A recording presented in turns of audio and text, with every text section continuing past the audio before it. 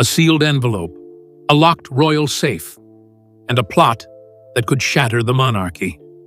While King Charles recovers in seclusion, Princess Anne makes a chilling discovery. Handwritten letters marked Private Camilla, hidden deep in his personal vault. What she finds inside, not love notes, but a covert campaign to sideline Prince William, manipulate the media, and seize control of the Crown Camilla's scheme, wasn't just bold, it was treacherous. And Anne? She doesn't stay silent. She takes charge. What follows is a royal reckoning no one saw coming. Until now. The unexpected discovery. On the morning of March 11, 2025, Princess Anne was reviewing sensitive royal documents while acting as interim overseer of King Charles's private affairs during his 6-week medical recovery. With Charles recovering quietly at Burke Hall, Anne had been granted full access to his secured communications. A royal archivist presented her with keys to a vaulted safe tucked behind the king's private study at St. James's Palace. Anne had no intention of going beyond duty until she saw the label. The safe was mostly predictable: old financial ledgers, diplomatic briefings from 2022 and 2023, and a few handwritten notes from Queen Elizabeth II. But near the back, wedged between two briefings marked Trade and Ascension Planning, Anne spotted a white envelope sealed with the initials CP, Camilla Parker. On its front, written in faint but unmistakable cursive, were the words, Private Camilla. Anne hesitated, then opened it. Inside was a disturbing surprise. Several pages of handwritten letters, not older than 6 months, addressed to unidentified recipients. The documents inside were more than just correspondence. They were strategic memos, littered with coded references like legacy interference, contingency PR, and containment via press. The letters were dated between October 2024 and February 2025, clearly indicating recent planning. One letter mentioned restraining Charles's contact with William during the vulnerable period. Another referred to dismantling Anne's domestic influence before spring. Anne's jaw tightened. She immediately secured the documents in a fireproof lockbox, took high-resolution scans, and contacted her private legal advisor. Anne wasn't just alarmed, she was enraged. These weren't notes of concern or internal support. These were outlines of manipulation and control plotted from within the royal household. She knew immediately that this was more than a personal betrayal. It was a constitutional threat. Within 4 hours, Anne had locked the original letters in her personal vault at Gatcombe Park, and by midday, her network of trusted aides had begun verifying handwriting and timestamps. What began as clerical oversight was now an unfolding crisis. Princess Anne had uncovered more than just personal scheming. She had opened a window into a silent war being waged behind palace walls. Camilla's letters hinted at coordinated moves to isolate, destabilize, and ultimately displace the core of Diana's bloodline. Now armed with evidence, Anne couldn't stay silent. Her next step wouldn't be taken alone. She needed the support and the fury of the one person Camilla had most targeted. And so Anne picked up the phone and made a call to Prince William. The contents revealed. Anne's trusted legal advisor, Sir Edward Morley, arrived at Gatcombe Park by March 12, 2025, just 24 hours after the letters were discovered. Together, they analyzed each document, date-stamped between October 2024 and February 2025. What Anne had initially believed to be personal musings turned out to be a fully mapped strategy to shift influence within the monarchy. Camilla had clearly been corresponding with at least 3 external parties, 2 of whom had political ties, 1 affiliated with a media lobbying group. One letter, dated November 3, 2024, referenced influencing public favor through repetition, coordination, and royal fatigue. Camilla's phrasing suggested she had been planning a long-term campaign to saturate media with her own initiatives while downplaying the Wales brand, a phrase she used multiple times. Another document contained bullet points titled "Steps to Isolate William," with action items including limiting Charles's appearances with William, increasing Camilla's solo engagements, and using tabloid allies to portray Catherine as fragile. The tone was calculated, not concerned. More disturbing was a typed draft statement labeled Project Regency, dated January 8, 2025, proposing a transition of power that excluded William entirely. The language was bold. Should the king's condition deteriorate, public discussion of regency must steer toward continuity, not youth. Camilla listed her experience, age, and steady temperament as justification. The letter also hinted at compromising leverage held over 2 journalists, an unsettling sign that press manipulation was not theoretical but already in motion. These were not passive ideas, they were operational plans. Anne knew this was no longer about rivalry or influence. It was a direct usurpation attempt. Camilla wasn't maneuvering for soft power. She was preparing for a partial royal coup under the guise of Regency One internal memo from late December 2024 even suggested a media trial balloon. If Anne resists, label her outdated. If William resists, leak unflattering footage. At this point, Anne's mission was crystal clear.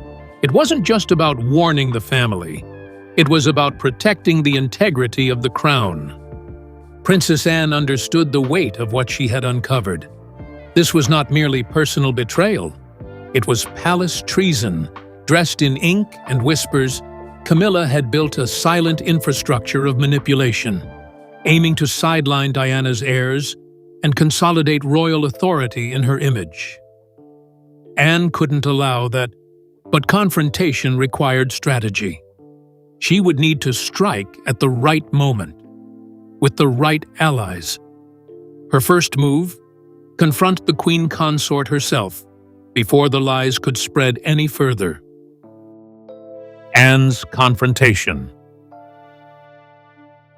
On the evening of March 13, 2025, Anne arranged a private meeting with Camilla in the East Wing of Highgrove House. The session was scheduled under the guise of family health updates, but behind the locked doors, it became a showdown. Anne laid out 3 of the most damning letters, pointing to passages in Camilla's unmistakable handwriting. Without raising her voice, Anne asked one question. "Did you write these?" According to 2 royal aides, Camilla went pale before replying, "You misunderstand." Camilla's first defense was deflection. She claimed the memos were drafts from 2023, taken out of context and never intended for circulation. But Anne was ready. Each page had verified timestamps, updated language, and references to events from as recent as February 2025. As Camilla realized denial wouldn't work, she switched to justification, calling the letters an outline of protective strategy and accusing Anne of blowing things out of proportion. Anne didn't flinch. "You've plotted against my family," she replied, "and you will answer for it." The confrontation escalated. Camilla reportedly shouted that Anne was jealous of her place and accused her of trying to become regent. Anne laughed, an icy, composed laugh that cut the room in half. "You mistake service for ambition," she said. "You're confusing your fantasies with your role." Staff later confirmed hearing raised voices around 7:45 p.m., followed by Camilla storming out in tears. Palace insiders described it as the most intense private confrontation since the infamous Diana-Charles showdown in 1992. Anne acted immediately. She filed a formal report with Charles's legal counsel, placed the scanned letters in Royal Archives backup, and alerted Sir James Redley, head of Constitutional Security. Camilla's failure to provide a coherent defense had sealed her fate. Anne also made it known, if Camilla attempted to retaliate through the press, she would release the full letters to the public. The palace staff began whispering that night. The Queen had finally met her match. The confrontation left no doubts. Camilla had overplayed her hand. Her denial collapsed under the weight of evidence, and Anne had made it clear there would be no more manipulation behind palace doors. But the battle wasn't over. Anne needed allies, and the two people most affected by Camilla's scheme had to be brought in. As the royal winds shifted, Anne dialed a private number, preparing for the most important meeting yet, with William and Catherine, the true heirs now under siege, a family torn. By March 14, 2025, Princess Anne arranged a discreet meeting with Prince William and Princess Catherine at a private annex near Sandringham Estate. Under the guise of a legacy planning discussion, she arrived carrying a locked diplomatic pouch. Inside were the 7 original letters and 2 additional memos Camilla had written between October 2024 and February 2025. William noticed Anne's grave expression immediately. Catherine, sensing the weight of what was to come, cancelled her next 2 public events. The couple sat in silence as they read through the pages. William's expression hardened, especially at the references to neutralizing air optics and driving distance between Diana's line and the public image. Catherine's hands reportedly trembled while reading the draft labeled Windsor Reframe Strategy, in which Camilla suggested excluding them from 4 upcoming royal tours. Anne said simply, "She's not just maneuvering for position, she's rewriting the monarchy in her image." The Waleses were stunned. William responded first. He ordered his personal security team to cross-check all recent communications involving Camilla's office. Catherine called her senior private secretary and instructed a full audit of the palace press office. The couple agreed on a core priority: protect their children and their future. "We can't let her damage what's meant for George," William said, referring to Prince George's place in succession, currently 3rd behind Charles and William himself. Anne nodded. "Then we must be united." That same night, the trio began organizing a multi-phase strategy. William would quietly take over public leadership roles to signal strength. Catherine would re-engage with youth charities Camilla had tried to defund. Anne, meanwhile, would begin briefing key palace staff, especially those with decades of loyalty to Queen Elizabeth II. As of March 15th, a new circle of trust was quietly formed. Its purpose: to protect the crown from within. With the future heirs now fully aware of the scheme, the mission transformed from reaction to defense.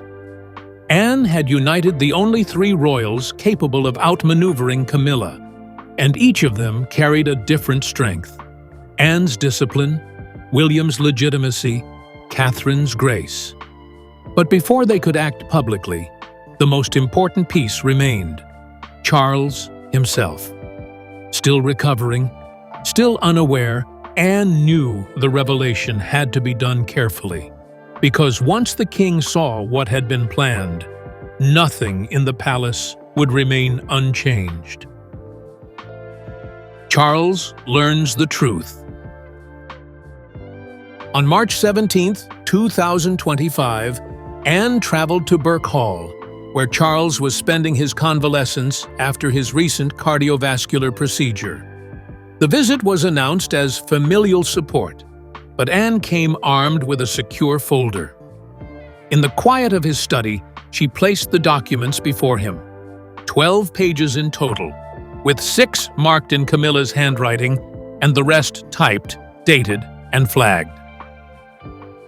It took King Charles III nearly 45 minutes to read through the material. When he reached the letter dated February 9, 2025, which read, "The Crown needs strategic force, not emotional weakness," Charles allegedly paused for over a minute.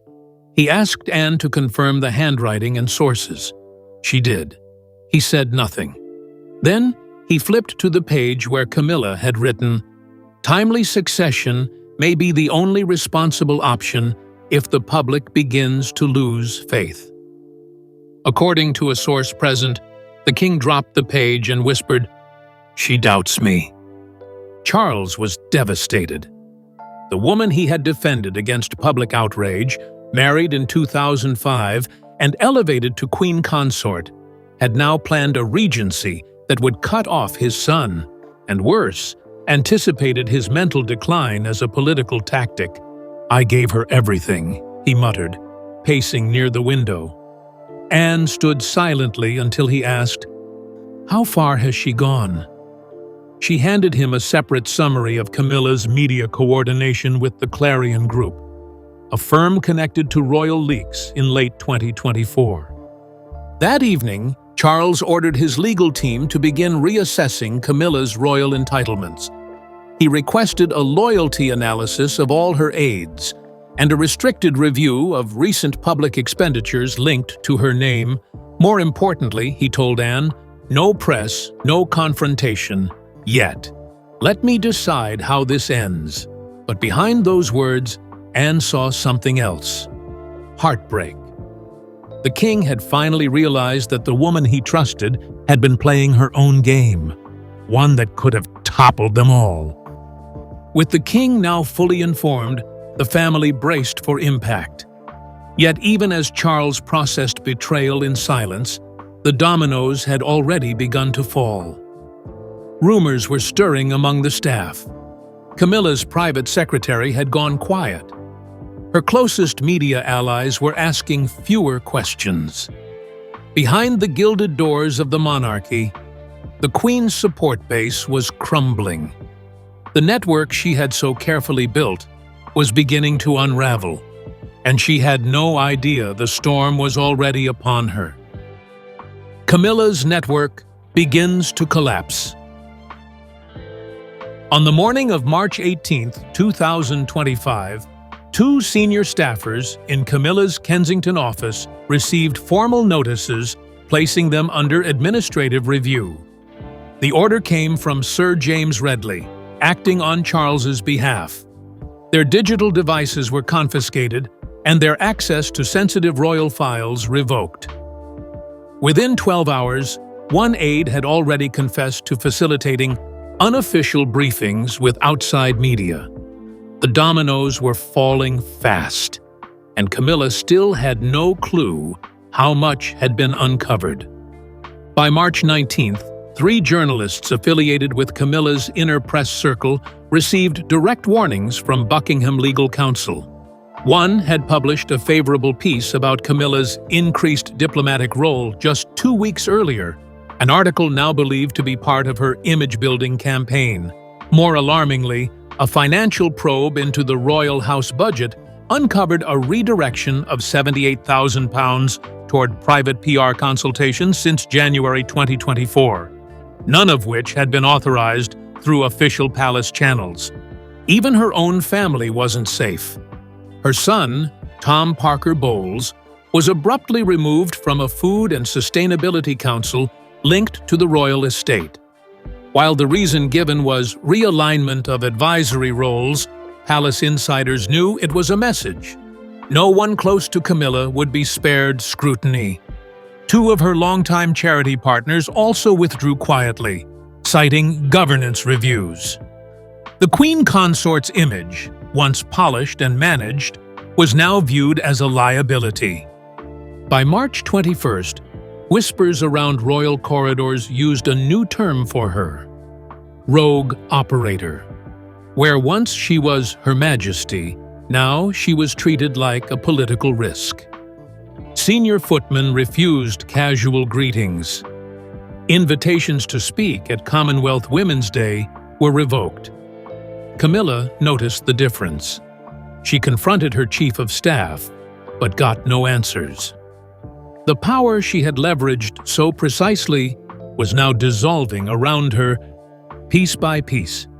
The Queen Consort's empire was collapsing faster than it had risen. But even as her influence evaporated, Camilla had yet to face the one thing she feared most: public exposure. The letters were still secret, but not for long. Anne had laid the groundwork. William and Catherine stood ready, and Charles was preparing to act. Now, with Camilla weakened and isolated, the moment of reckoning was about to begin. One final confrontation would decide the fate of the Queen and the soul of the monarchy. Anne takes command. By March 22, 2025, Princess Anne was no longer acting quietly behind the scenes. With Charles's blessing, she stepped into a quasi-regency role, handling ceremonial functions and overseeing internal investigations. On her second day, she attended a state dinner with the Irish president, a role previously scheduled for Camilla. Her presence was commanding, symbolizing restoration and discipline. Senior aides said, "The palace is calm again because Anne is in charge." The monarchy had regained its anchor. Anne's first order was a full audit of all initiatives Camilla had touched in the last 12 months. By March 25th, she had uncovered 2 unauthorized press releases, including one that misrepresented William's role in a 2024 diplomatic mission to Canada. Anne corrected the record and reassigned public communications to William and Catherine's press team. Aides were instructed to review all public-facing content for accuracy. The Crown would no longer speak with Camilla's voice. Anne also enacted strict safeguards around Charles's daily calendar and correspondence. Every external communication now required dual approval from Anne's office and a vetted legal advisor. Her team restored access protocols last revised in 2016, eliminating Camilla-era loopholes. Royal security, under Commander Lionel Heath, increased surveillance of internal IT traffic. Camilla's digital activity, over 4,000 emails between 2023 and early 2025, was quarantined for review. By the end of the week, Anne gave a rare public address at a Buckingham charity gala, speaking on service over ambition. Her praise of those who place duty above title was unmistakably pointed. Charles, absent from the gala due to recovery, issued a statement echoing Anne's tone. Internally, a line had been drawn. Camilla's era was over, and the palace had a new, uncompromising steward. As Anne fortified the palace from within, the public outside had begun to sense the shift. Camilla's absence was no longer unexplained. It was unavoidable leaks about the letters, staff reviews, and Anne's quiet takeover began to ripple through headlines. But the final blow wasn't internal protocol or royal reshuffling. It was the court of public opinion, and once the people began speaking, no crown could protect the one who had lost their trust. The public reacts. By March 28, 2025, whispers turned to headlines. Queen exposed and letters of betrayal dominated the front pages of the Mirror, the Times, and even global outlets like Le Monde and New York Post. The public now knew Camilla had plotted to isolate William, manipulate the media, and prepare for a regency that excluded the king's own bloodline. Social media exploded. Hashtag Queen of Control and hashtag Anne for the Crown trended worldwide within hours. Public sentiment shifted dramatically. A poll conducted by Ipsos UK on March 30th showed Camilla's favorability had plummeted to just 18%, down from 41% in January. Conversely, Anne's approval rating soared to 74%, the highest for any royal since Princess Diana in 1996. Commentators on BBC Newsnight referred to Camilla as a damaged figure beyond repair. Charity leaders began declining Camilla's past patronages, signaling complete withdrawal. In Liverpool, Camilla's appearance at a library unveiling was met with boos and protest signs reading, "Not my Queen." By April 2nd, her remaining spring engagements were postponed indefinitely, according to the palace rumors spread that she was voluntarily stepping back. But insiders confirmed she had been formally sidelined by Charles. Even foreign media began to speculate whether a monarchal divorce was quietly in progress. Public support for William, Catherine, and Anne unified into a movement. Archival clips of Princess Diana's Panorama interview, 1995, resurfaced, especially her warnings about betrayal within the royal circle. The public saw Diana's words as prophecy, and her son as the rightful heir. In forums and editorials, one quote reigned, "Diana warned us, Anne saved us." With Camilla stripped of public goodwill and her grip on palace influence broken, the past came roaring back to vindicate Diana's legacy. William and Catherine didn't need to speak. The people spoke for them. But inside palace walls, the final chapter had already begun. Charles, now clear-eyed and resolute, was ready to end Camilla's chapter permanently. It was time to close the door she had forced open and rewrite the line of succession with those who never betrayed it. Diana's voice echoes through time. In early April 2025, producers at BBC Archives began re-airing Diana's most iconic interviews. One clip from 1995 struck a nerve. There are people in this family who will stop at nothing to gain control. Public forums, TikTok tributes, and YouTube documentaries used this line to frame Camilla's exposed plot. Even Netflix UK updated its royal docuseries to include the letter scandal, drawing 12 million views in 72 hours. In London's Kensington Gardens, mourners began leaving flowers at Diana's statue once more, many with notes saying, "You were right." A mural appeared near Hyde Park, showing Diana standing protectively between William and Anne, with Camilla depicted in shadow. Media outlets coined it the People's Shield. William, though avoiding direct comment, shared a black-and-white photo of Diana with the caption, "Guided by your light." The post received over 8.3 million likes in 12 hours. Anne, too, invoked Diana during a speech on April 4th at the Royal College of Defence Studies. "My sister-in-law saw clearly what we all struggled to admit. Her strength laid the foundation for this correction." It was the closest the palace had come to publicly acknowledging Diana's warnings.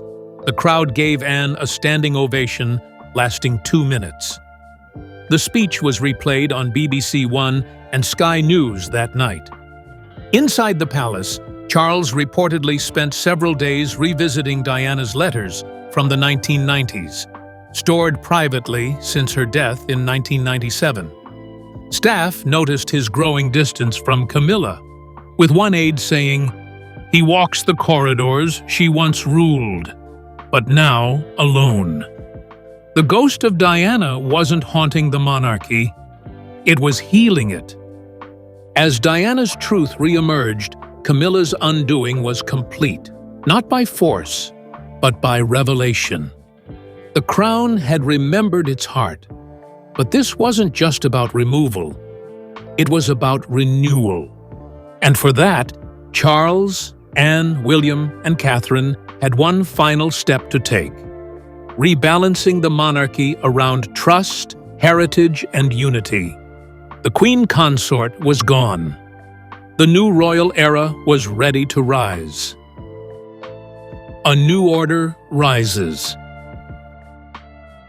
On April 8, 2025, King Charles III issued a sealed internal directive. Camilla would no longer attend royal engagements or act as queen consort. Though not a public decree, it marked a permanent change. Her royal duties were officially suspended, and her personal staff reassigned to other departments. The palace cited restructuring during His Majesty's recovery. But every royal insider knew the truth. Camilla had been exiled from power. Anne was elevated to senior executive royal status, effectively a de facto regent, entrusted with daily operations and constitutional oversight. By mid-April, she had re-established a chain of command modeled after the structure used during Queen Elizabeth II's final decade, 2010 to 2020. William and Catherine, meanwhile, were installed as heads of youth and diplomatic engagement, signaling their rise as the monarchy's future. Even Charles's public addresses began echoing their messaging. In a symbolic act, Camilla's name was removed from two major royal planning committees, the Royal Future Panel and the Commonwealth Council. Her private estate in Norfolk became her permanent residence. Extended rest, the palace called it.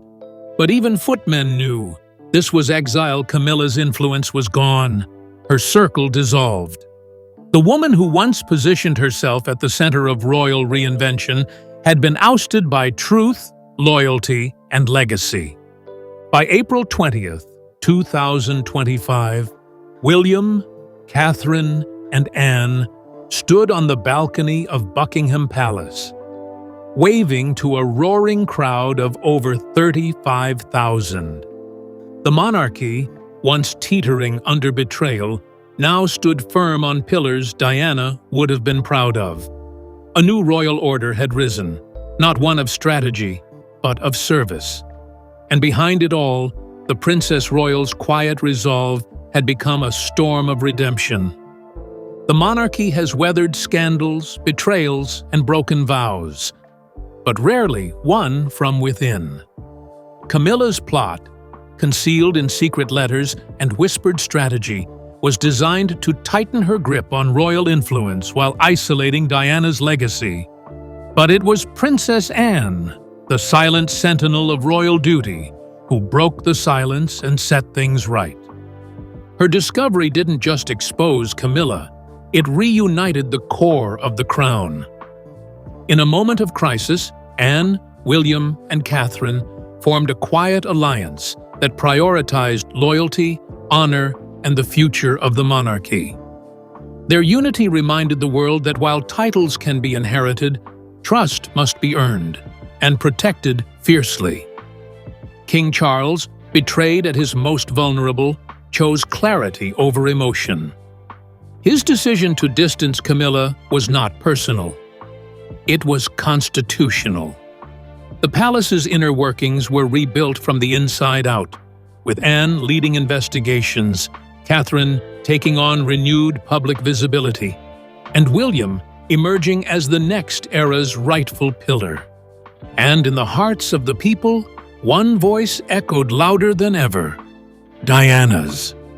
Her warnings, her strength, and her legacy had not faded. They had only been waiting for justice, waiting for a moment like this. Camilla now sits in silence, her name erased from future royal planning. Meanwhile, Anne, William, and Catherine stand united, not in scandal, but in service. This wasn't just a scandal, it was a reset, a reckoning, and the rise of a new royal order. Because in the end, the crown doesn't bend to ambition. It answers to truth. And this time, truth had a champion. Her name was Princess Anne.